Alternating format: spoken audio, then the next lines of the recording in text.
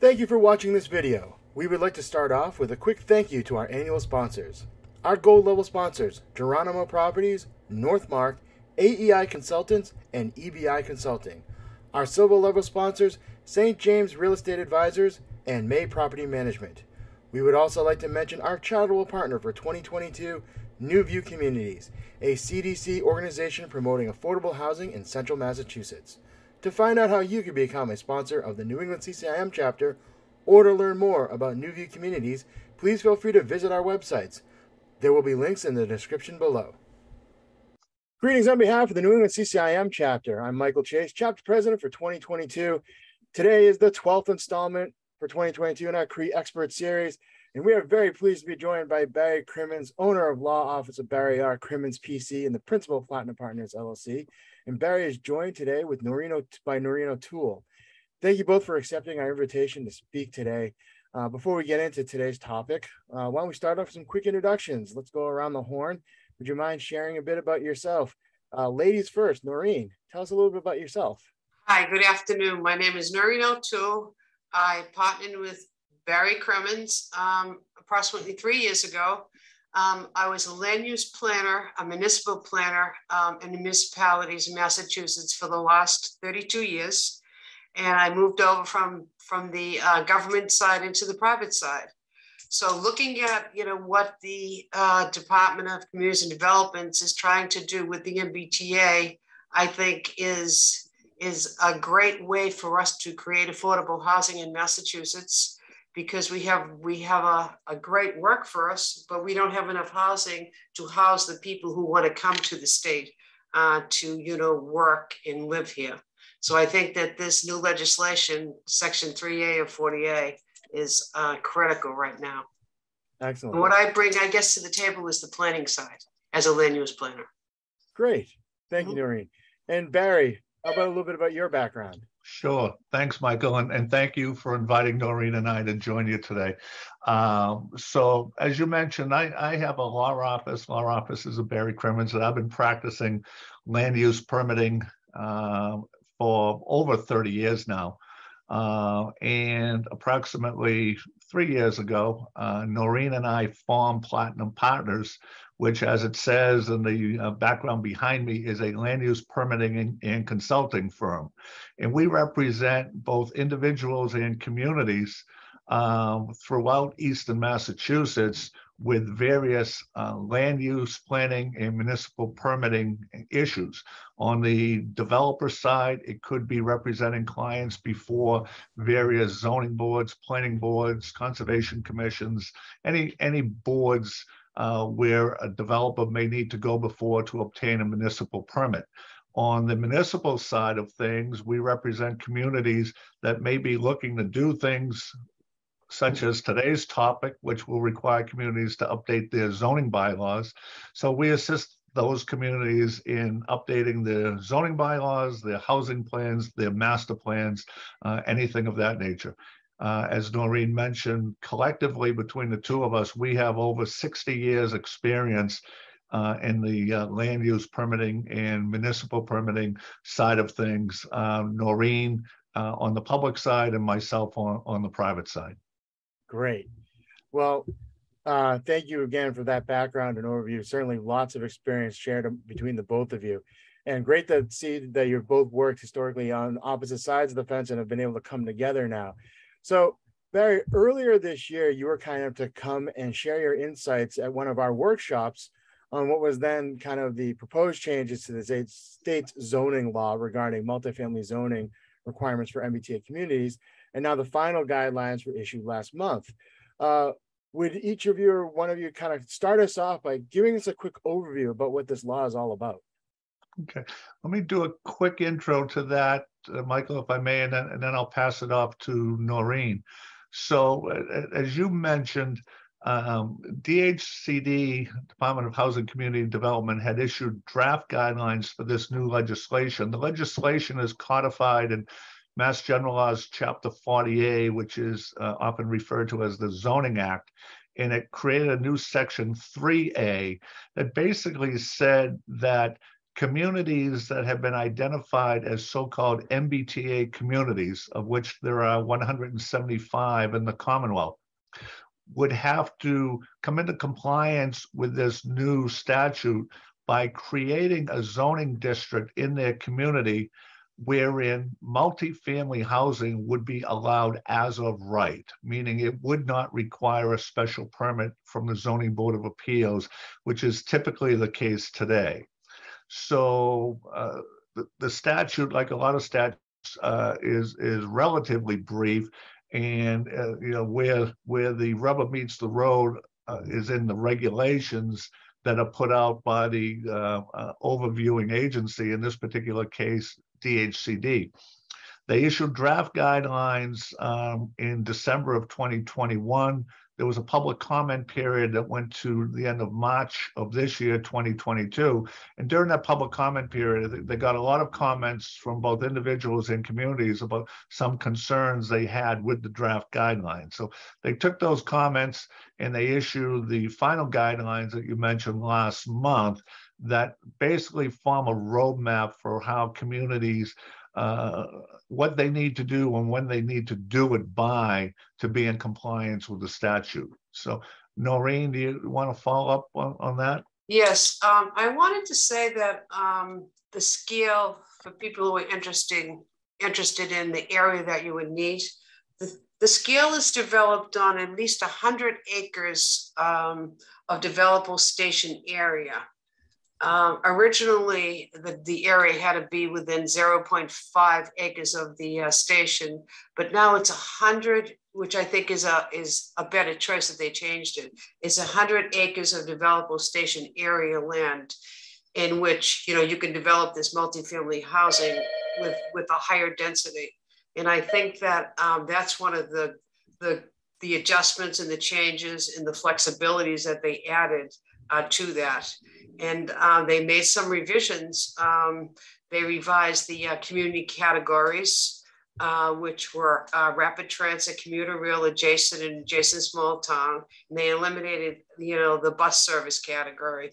And they made adjustments for the small and the rural towns that didn't have stations.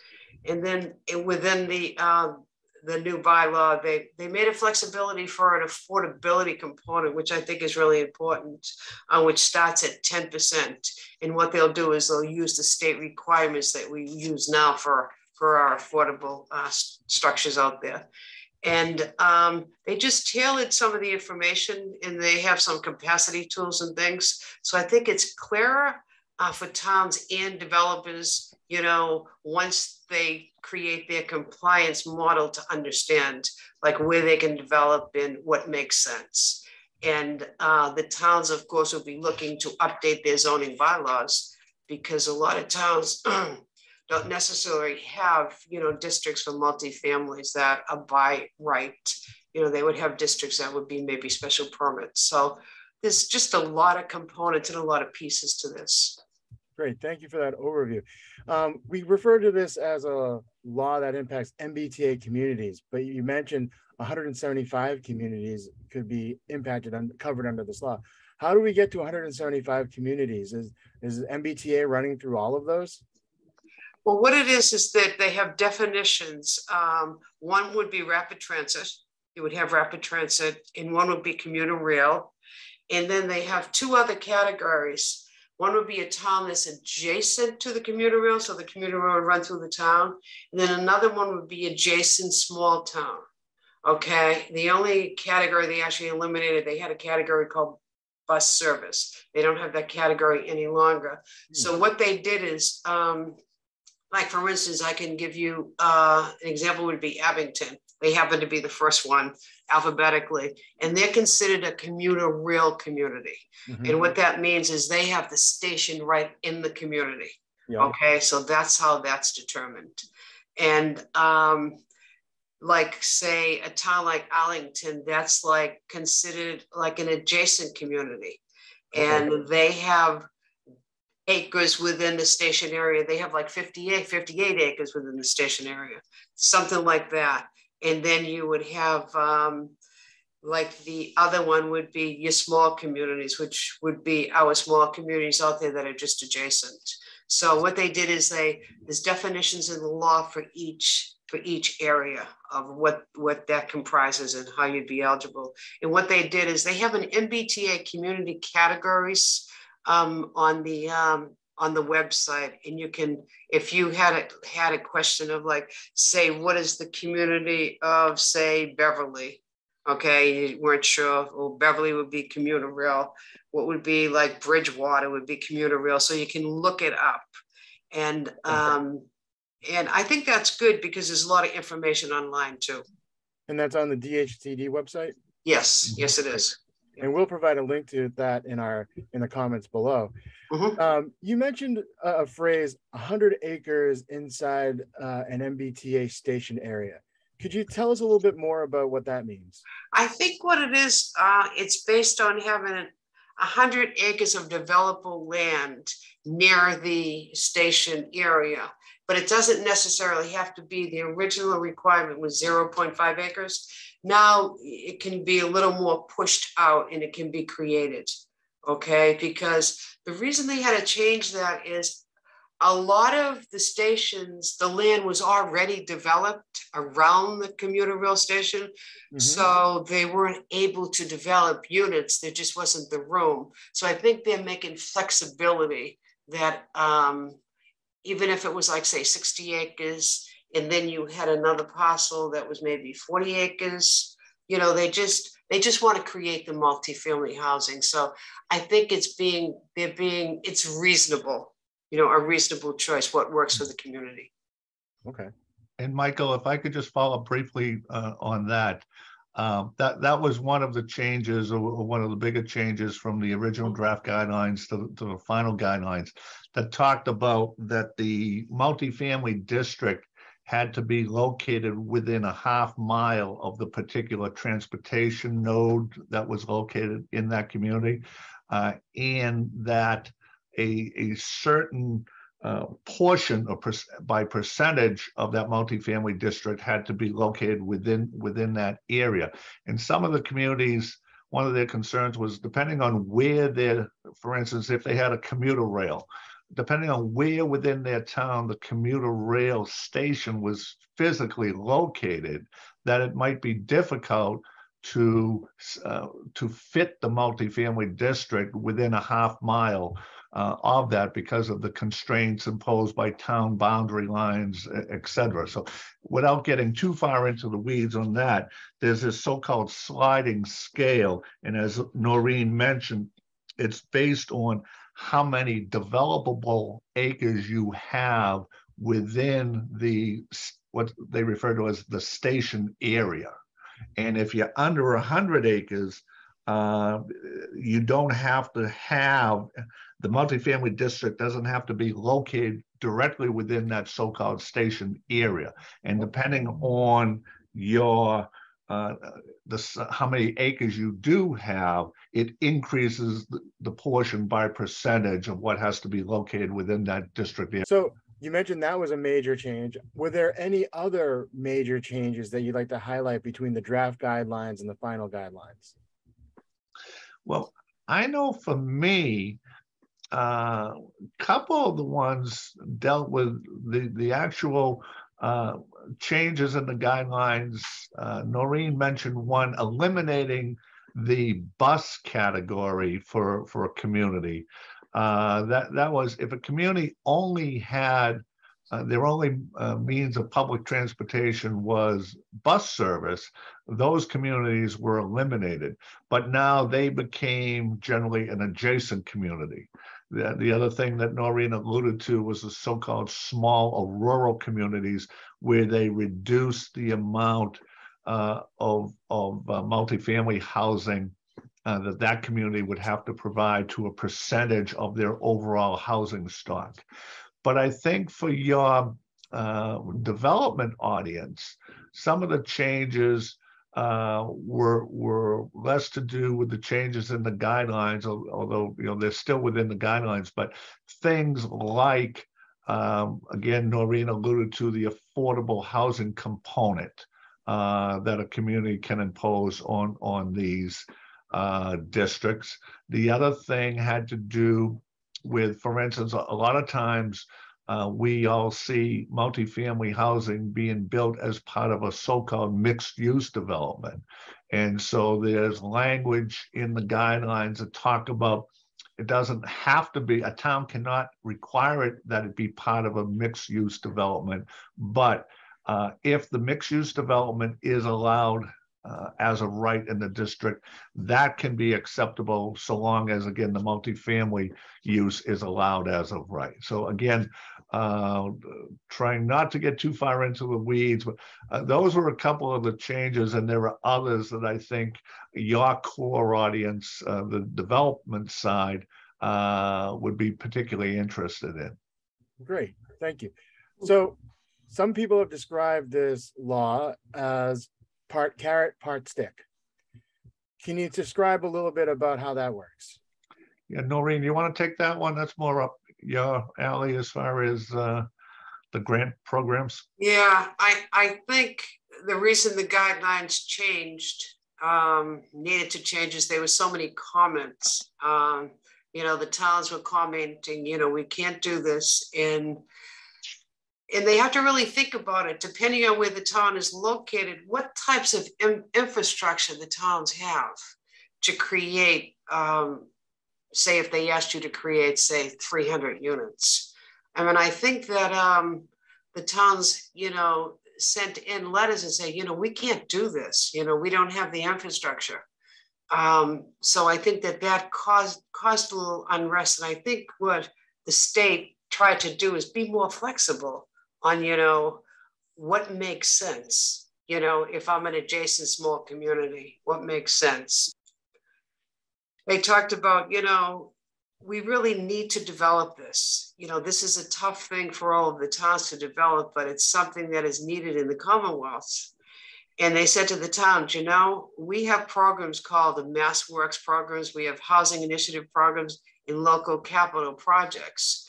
And you know, we would really like you to join up with us. And if you don't, you know, what might happen is we might not provide you funding in these programs, okay, in MassWorks, Housing Initiative, in local projects.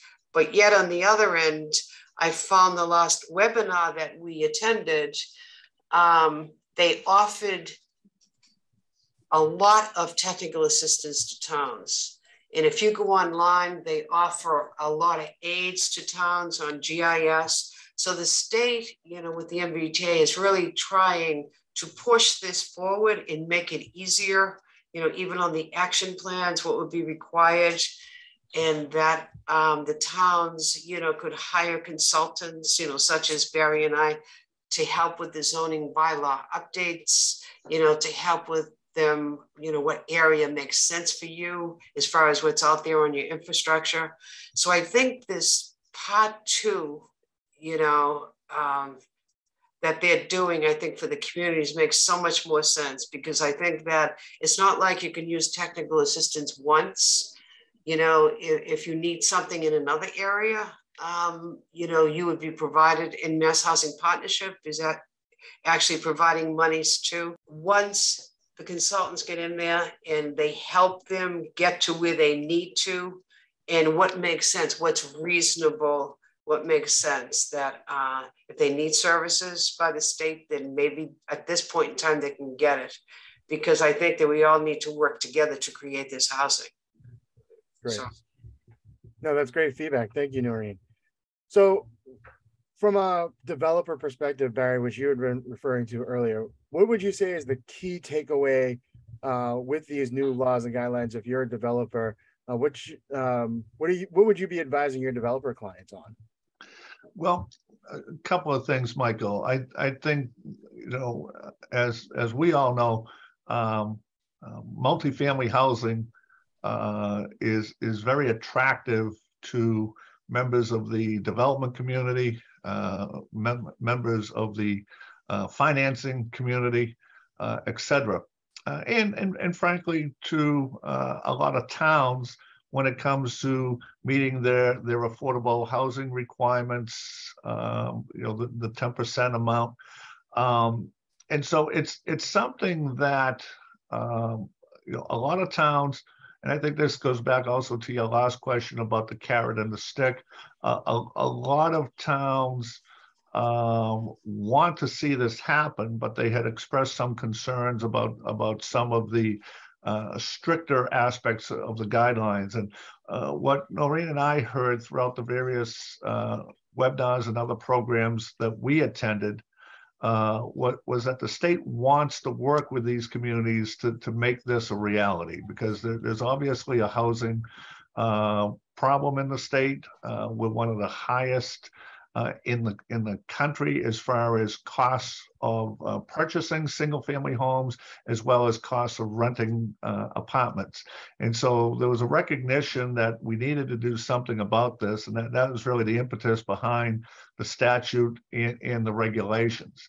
Having said that, I think for the development community, what they're going to want to look to is who are these 175 MBTA communities, and are they communities that the developers want to develop in, either because they may already own property in those communities, or it's an area that they've looked to develop in the past, but perhaps were met with roadblocks that made it uneconomic to go forward with a multifamily housing project. Again, the main requirement of this statute is that towns create a district where multifamily housing will be allowed as of right. And that's huge. That's huge from a timing standpoint, the time it takes to go through the process of acquiring a special permit from a community for multifamily housing can take months, particularly on a larger project. And so to be allowed to develop such housing as a right and not have to go through the special permit process is huge. So I think the developers are going to look to see, where the MBTA communities are, but more importantly, what towns are going to be more proactive in creating these districts, and how quickly can they create them. The state has given deadlines by which towns have to do it, depending on the type of transportation in your town. It's either the end of 2023, 2024, or 2025. And so I think what I'd be curious, and I am curious about seeing, is how quickly are some of these towns going to step forward and try to make this a reality? And obviously, to me, that's a key indicator that those towns want to work with developers to create that housing. That's an important aspect of the legislation as well, Michael, as you know from our prior discussion, is the legislation does not require housing production by a community. It requires a town to create a district where such production can occur. So it's going to be up to the development community to actually create that housing in conjunction with the communities that are going to create the districts where it can be allowed. That's a great distinction, Barry. Thank you. And when you mentioned those deadlines, and Noreen mentioned earlier that you can go online and see what the community is and what type of MBTA service community, will that deadline be listed in that webpage as well, saying if this is a commuter rail community and their deadline to come up with their regulation is 2024 or 2025, or? Yes, how they list that, Michael, is it would be under all of an action plan is due January 31st, 2023, no matter what your category is. If you're rapid transit, commuter rail, adjacent, or adjacent small towns, January 31st, 2023, you have to have an action plan into the state. Now, district compliance submission deadlines are a little different. If you're a rapid transit, it's December 31st, 2023. If you are a commuter rail, you are December 31st, 2024. Okay. And if you're adjacent community, you're December 31st, 2024. If you're a small town, you're out to be December 31st, 2025. And all of these are also online. It's a little chart and it's under compliance deadlines. So for instance, if you were looking up, say, Bedford, You would look on the MBTA community categories and requirements. So you'd see Bedford and you'd look and say, Bedford, I'm an adjacent community. So then you'd go to the chart under adjacent. My compliance is due December 31st, 2024. So those two charts are also online. Great, thank you. And Barry, I think, talked about a little bit about this in his answer about, key takeaways for developers. But Noreen, are there any other key takeaways for communities in regards to this law? As far as creating housing, I think there's some great takeaways to develop multifamily housing. And I think that the flexibility they have, if they want to create affordable housing, as far as percentage-wise, and as Barry mentioned earlier, it's 10% for every town in the Commonwealth, and how that's calculated on is how many housing units are in the house at the time, in the town at the time, and it's 10% of that. And in this particular law, it's 10% or under. It doesn't have to be 10%. So if you wanted to do something that it was a little, it includes affordable units, it could be less than that. Do you know what I'm saying? Zoning doesn't require more than 10% of the project to be affordable. So I just think it's the idea, and they're putting the principle out. You don't have to do the affordable housing, but, to create multifamily housing, what that does is people that have families and their kids coming back from college, if there's a multifamily housing district, well, maybe those kids could live in the town they grew up in if they choose to. I think it's just creating housing choices, because that's what we don't have, I think, in these towns. We don't have diversity of choices of housing. So I think it's good for, to have Section 3A, because it's part of the economic development law too, to enhance the workforce. So there's a lot of components to it as far as planning, I think. Great points. Thank you. Well, thank you again for both of you taking the time to speak with us today. Is there anything that the New England CCIM chapter can do to support professionals and firms like yourselves? Well, we're always happy to talk to any of your members, Michael, if we can ever be of any assistance to them, whether they're looking to do multifamily housing, mixed-use developments, commercial developments. We're ready, willing, and able to assist them with any of those permit requirements that they may have. We're hoping that this new legislation is simply going to increase the amount of development, specifically, obviously, in the multifamily housing area. And we can certainly assist your members in any of the communities, any of the 175 MBTA communities. We can assist them with any of their permitting needs. Great. Barry and Noreen, thank you both again for taking the time to chat with us today. And thank you for taking the time to watch this video.